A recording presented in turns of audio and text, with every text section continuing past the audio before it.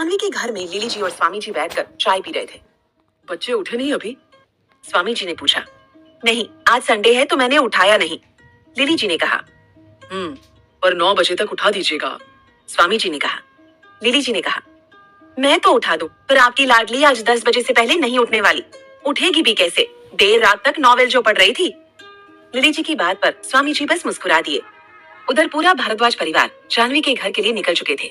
साहिल, अनुभव, आरती, शिवी, सुमन, आराधना जी सब जानवी के घर जा रहे थे। पर प्रिया अपनी तबीयत खराब का बहाना करके घर पर ही रुक गई थी। इधर सिद्धार्थ की आंख 11 बजे खुली। उसे काफी रिलैक्स फील हो रहा था। उसे रात को बहुत ज्यादा ही ड्रिंक कर लिया था। सिद्धार्थ बेड से उठा और वॉशरूम की तरफ बढ़ गया। कुछ देर में वो रेडी होकर आया। तब उसने समीर को कॉल किया, पर उसका फोन स्विच ऑफ आ रहा था। उसने बिना किसी एक्सप्रेशन के फोन कट किया और अपने ऑफिस के लिए निकल गया। सिद्धार्थ जब ऑफिस पहुंचा तब उसे अपने कैबिन में सिर्फ लक्ष्य दिखा। गुड मॉर्निंग बॉस, लक्ष्य ने सिद्धार्थ को देखते ही कहा, जिस पर सिद्धार्थ ने सिर्फ सिर हिला दिया। समीर कहाँ है? सिद्धार्थ ने अपनी चेयर पर बैठते हुए कहा। लक्ष्य ने कहा, पता नहीं बॉस, उनका फोन स्विच ऑफ है और समीर सर ने मुझे कहीं जाने का भी नहीं कहा था। सिद्धार्थ ने कहा और अपने काम में लग गया। उधर जानवी के घर में करण, अर्जुन, स्वामी जी तीनों मस्ती कर रहे थे। कल की बात को जैसे वो लोग भूल ही गए थे। लिली जी सबके लिए नाश्ता बना रही थी। तभी उनके घर की डोरबेल बजी। मैं देखता हूँ, ऐसा कहकर करण उठा और डोर की तरफ बढ़ गया। डोर ओपन करते ही करण को अनुभव का मुस्कुराता हुआ चेहरा दिखा। करण को अनुभव कुछ जाना पहचाना सा लग रहा था। करण ने ज्यादा ना सोचते हुए उसे अंदर आने के लिए कहा। अनुभव के अंदर आते ही आराधना जी, आरती, शिवी, साहिल, समीर और सुमन सब अंदर आ गए। इन सबको देखकर तो करण की आंखें हैरानी से फैल गई। स्वामी जी ने इतने मेहमानों को अपने घर पर देखा तो अपनी जगह से उठ गए, पर समीर को देखते ही स्वामी जी का चेहरा थोड़ा सख्त हो गया। तभी स्वामी जी ने समीर से कहा, तुम? जी, और ये हमारा परिवार है, समीर ने शांत लहजे में कहा। तभी अनुभव ने मुस्कुराते हुए कहा, क्या हम बैठ सकते हैं? स्वामी जी ने सवालिया नजरों से देखते हुए हाँ में अपनी गर्दन हिला दी। आराधना जी के बैठते ही सब सोफे पर बैठ गए। तभी करण अंदर से जाकर चेयर ले आया। समीर और स्वामी जी चेयर पर बैठ गए। फिर लिली जी उन सब के लिए पानी और मीठा लेकर आई। आराधना जी ने बात शुरू करते हुए कहा, देखिए, हम जानते हैं कि आप हमसे कोई बात नहीं करना चाहते, पर एक बार हमें हमारी बात रखने का मौका दे। इतना कहकर आराधना जी ने अनुभव को बात करने का इशारा किया। अनुभव ने मुस्कुराते हुए कहा, मैं सिद्धार्थ का बड़ा भाई अनुभव भारद्वाज। देखिए, हम जानते हैं कि कल सिद्धार्थ ने गलत किया है, पर उसका इरादा गलत नहीं था। पूरा परिवार उसे 2 साल से शादी के लिए मना रहा है, और उसका एक ही जवाब होता है कि मुझे शादी में इंटरेस्ट नहीं है। उसने आज तक किसी लड़की को आंख उठाकर भी देखा नहीं, पर हमें कल रात को पता चला कि सिद्धार्थ ने क्या किया है। मुझे तो यकीन ही नहीं हुआ, इसलिए हम लोग आपसे उसकी गलती की माफी मांगने आए हैं। और ये भी सच है कि अपने मतलब से आए हैं, और हमारे मतलब को आप बखूबी समझ रहे होंगे। अनुभव की बात में कोई दुनियादारी नहीं थी, तो उसने अपनी बात बड़ी ही सरलता से कह दी। स्वामी जी को उनकी बातों में सच्चाई लग रही थी, और तो और इतने बड़े बिजनेसमैन होकर उनमें घमंड का एक कतरा भी नहीं था। तभी आराधना जी उठकर लिली जी के पास गई और उनके हाथों पर हाथ रखकर बोली, देखिए, आप बिल्कुल भी चिंता मत करिए, आपकी बेटी को किसी भी चीज की कोई कमी नहीं होगी। हम उसे दुनिया की सारी खुशियां देने की कोशिश करेंगे। सिद्धार्थ को गलत मत समझिए, मैं माँ हूँ उसकी, और जानती हूँ कि वो शुरू से ऐसा नहीं था, लेकिन उसके पिता के जाने के बाद उसमें ऐसा बदलाव आया है।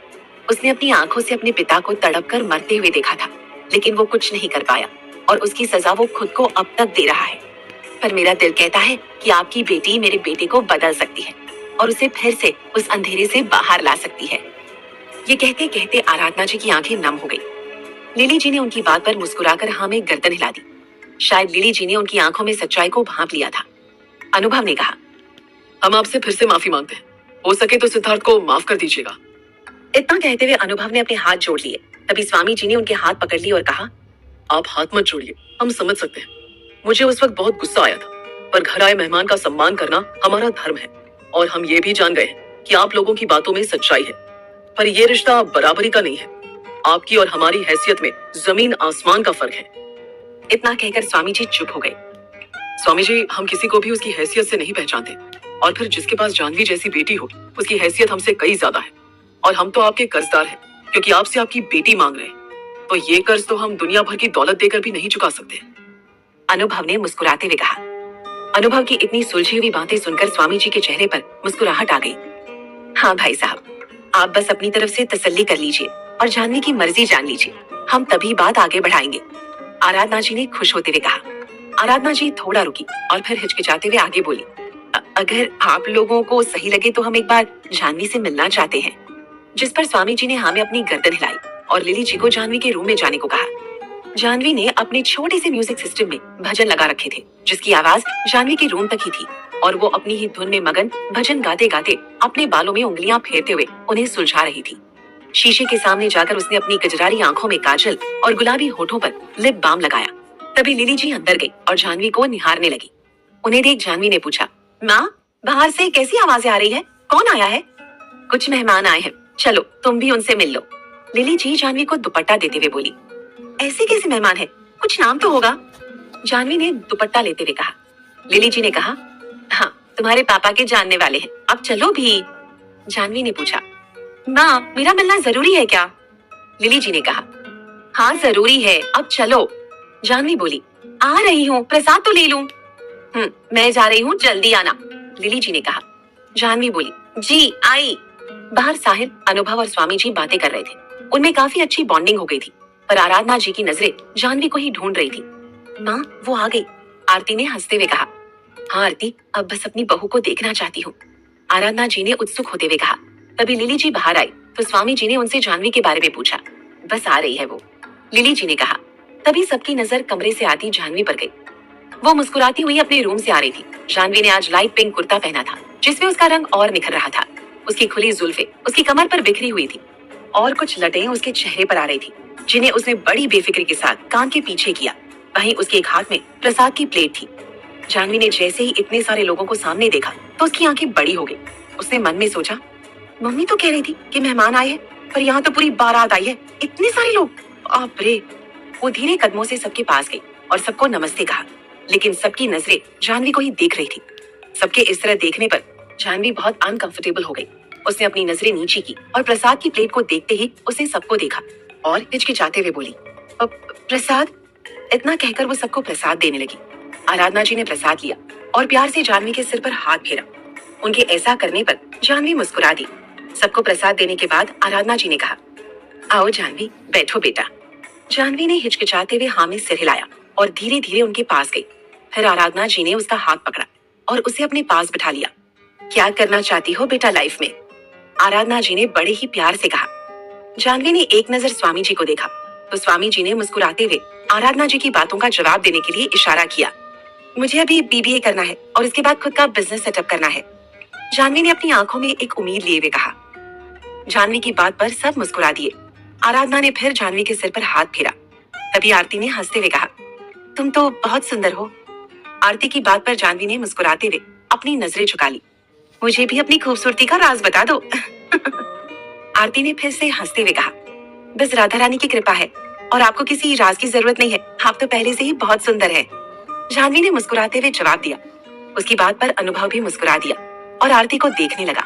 आरती का तो चेहरा शर्म से लाल हो गया था और वो मुस्कुराने लगी। समीर तो हैरानी से जानवी को देख रहा था। वो मन में यही सोच रहा था कि ये वही लड़की है जिसने द ग्रेट सिद्धार्थ भारद्वाज की रातों की नींद और दिन का चैन उड़ा रखा है। तभी शिवी एकदम से साहिल की गोद से उतरकर जानवी के पास आ गई और अपनी प्यारी सी आवाज में बोली, आप तो मुझे एंजल लग रही हो। एंजल, क्या आप मुझे अपना लूम दिखाओगी? शिवी की बातें सुनकर सब हंसने लगे। जानवी तो उसे देखकर बहुत खुश हुई, क्योंकि जानवी को बच्चों से बहुत प्यार था। उसने झट से शिवी को अपनी गोद में ले लिया और अपने रूम की तरफ चली गई। उन्हें जाते देख सब मुस्कुरा रहे थे। भाई साहब, आपकी बेटी बहुत प्यारी है, बस आप जल्दी जानवी से बात कर लीजिए, क्योंकि अब मैं जल्द से जल्द जानवी को अपने घर की बहू बनाना चाहती हूँ, आराधना जी ने कहा। जी, और आप किसी भी बात के लिए हिचकिचाइए मत। जानवी का जो भी फैसला होगा हम सब उसका सम्मान करेंगे, अनुभव ने मुस्कुराते हुए कहा। यहाँ सबकी बातें चल रही थी और जानवी शिवी के साथ खेल रही थी और बातें कर रही थी। जानवी के रूम से दोनों की खिलखिलाने की आवाज भी आ रही थी। तभी आरती ने कहा, मेरी शिवी भी जल्दी किसी के पास जाती नहीं है, पर जानवी के साथ तो काफी देर से है, ये देखकर तो मैं भी शॉक्ड हूँ। उधर सिद्धार्थ अपने कैबिन में बैठा कुछ सोच रहा था। उसके चेहरे पर एक डेविल स्माइल थी। उसने खुद से कहा, तो समीर वहां गया है, मतलब मेरा बदला पूरा होने वाला है। दूसरी तरफ तभी अनुभव ने सोफे से उठते हुए कहा, अब हमें चलना चाहिए। हाँ भाई साहब, अब हमें इजाजत दीजिए। आराधना जी की बात पर स्वामी जी ने अपने हाथ जोड़ लिए। अनुभव ने आगे बढ़कर उनके हाथों को थामा और कहा, रिश्तेदारी में किसी तरह की फॉर्मेलिटी अच्छी नहीं लगती। तभी आरती शिवी को लेने जानवी के रूम में गई तो उसने देखा कि शिवी जानवी की गोद में बैठकर खिलखिलाकर हंस रही थी और उसके दोनों हाथों में चॉकलेट थी। जानवी भी बहुत हंस रही थी और हंसने की वजह से जानवी का पूरा शरीर कश्मीरी सेब की तरह लाल हो गया था। क्या सिद्धार्थ का प्लान कामयाब हो पाएगा और क्या होगा जब जानवी को सिद्धार्थ के इरादों के बारे में पता चलेगा?